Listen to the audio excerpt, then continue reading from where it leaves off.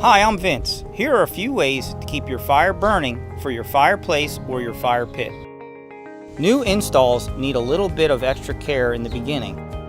Wait 30 days before the first fire.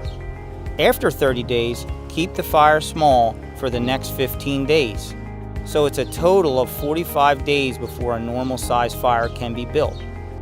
And speaking of fire, keep the flames within the fireplace or as high as the fire pit capping.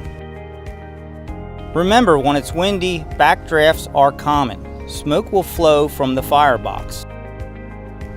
Unless it's an emergency, never use water to put the fire out. Instead, bank the fire by burying flaming logs and smoldering embers with ashes.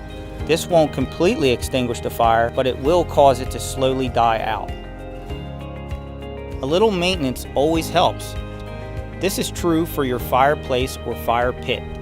Clean up any debris around the area. Use a clean cloth to keep the igniter and burner holes clear. Logs should be cleaned using a soft brush. Always check for gas leaks. If you smell gas, turn off the gas supply. Call your gas company for service. You should also have the igniters and burners serviced by a gas company a minimum of every 2 years. Use the manufacturer's cover or use one that allows moisture to escape.